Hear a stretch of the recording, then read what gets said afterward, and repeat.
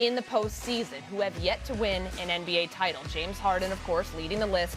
90 playoff wins. That's 26 more than the next closest player, his former teammate, Russell Westbrook. The only players in NBA history that have played in more playoff games without winning a title are Karl Malone and John Stockton. So, Perk, we know the narrative around James Harden. Great in the regular season, great in the first couple rounds of the playoffs, but can never win the big one. He was obviously on that Thunder team back 2011, 2012. They lost in a gentleman's sweep to the Heat. And I know, Perk, you were obviously on that team. So do you think he has the most at stake here of any of these players without a championship in this postseason field?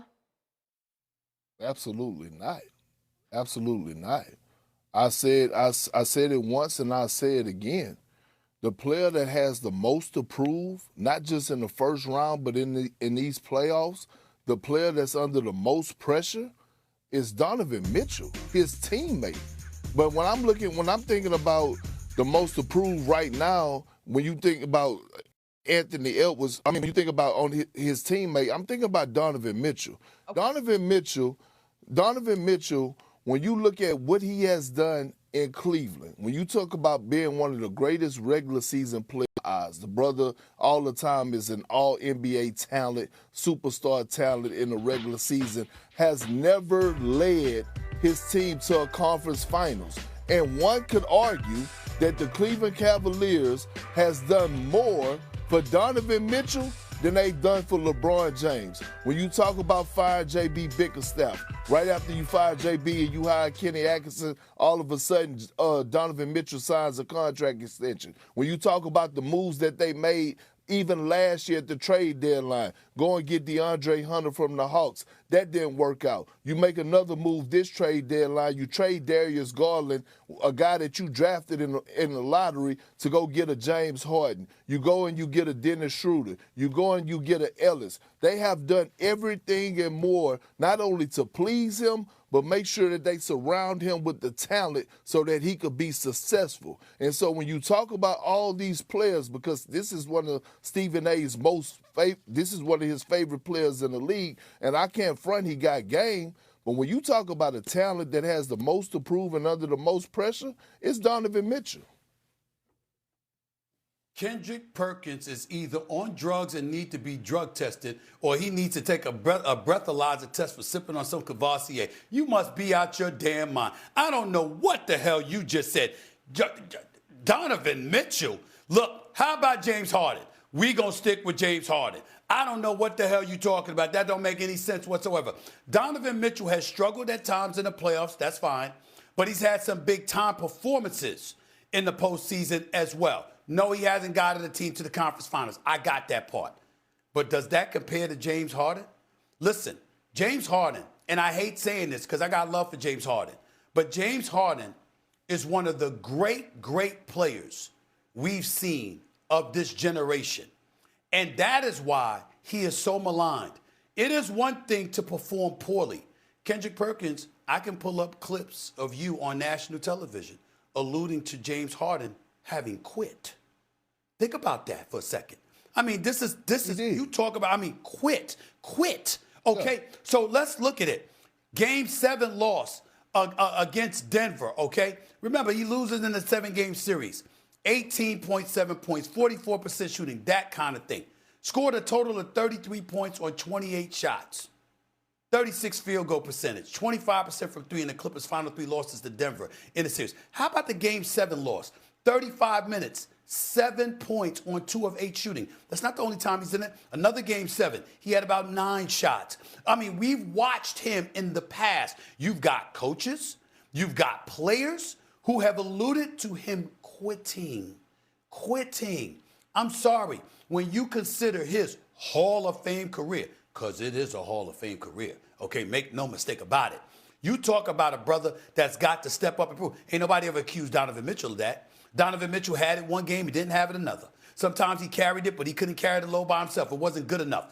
That's entirely different than there being blemishes on your resume because you quit. One of the things, Wilt Chamberlain is long gone. God rest his soul. And one of the things they lamented about him is that he is believed to have quit in an NBA Finals game. You understand? That matters, man. You can't have that kind of blemish on your career and then you go out there and wet the bed again. Hell no. More to prove. I know that Donovan Mitchell going to show up. Now, how effective he's going to be remains to be seen. Some games he's phenomenal. Some games he's good. Some games he's not so great. But he's never awful, and he always brings the effort. With James Harden, there has literally been numerous and inordinate amount of conversations about his effort. Last 4 Game 7s combined, 1-3 record, 3 straight losses, 13.8 points, 27% shooting, 17% from three-point range. This is a walking bucket. One of the greatest scorers we have ever seen in NBA history. And when crunch time, Game 7s arrive, there is literally cops looking for him. APB out. Where the hell is he? That ain't Donovan Mitchell. That's James Harden. You cannot do that to Donovan Mitchell. Hell no. Hell no.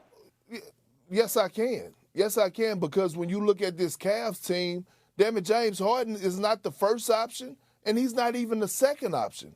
He's the third option on this team. The leader of this squad is Donovan Mitchell. And let me say this, S.A.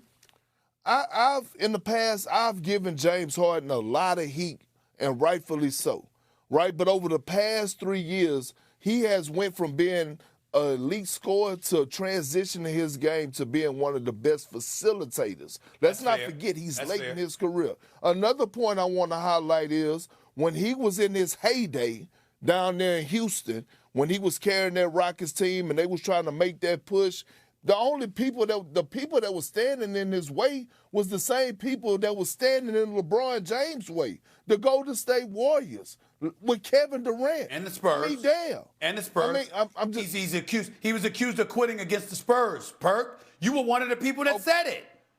No, I said that he quit. He quit in Boston when he was with Philly. When he was with Philly, he quit on Doc Rivers. That's what I said. That was the only time you said that? That was the only time. I didn't say you didn't say it then. I'm saying that's not the only time you said that. I can't think past 3 years, okay? I don't know that. My memory ain't that. I can't. I don't remember what happened past 3 years ago. Oh, my God. You got to be kidding me, man. Hey, Internet remembers. But S.A., real talk. But real talk, though. Donovan Mitchell got to step up to the plate, bro. Like, let's keep it real. And I get it. You're saying his performances, like, has been there. His numbers has been there. That's one thing. But the other thing is empowering your teammates, right? Putting that key in their back, making guys around you better. Damn it, he got to get it done. Yeah, and that's a role he's going to have here on this Cleveland. There's a difference between a bad performance and somebody who's quit. That's all I'm saying. And there's a difference between a narrative of a disappearing act in these fourth quarters and Game 7s throughout his postseason career that he now has a chance to try to rewrite here with the Cleveland Cavaliers. All right, straight ahead. Which star must get his team out of the play-in and into the playoffs, with those games tipping off tonight?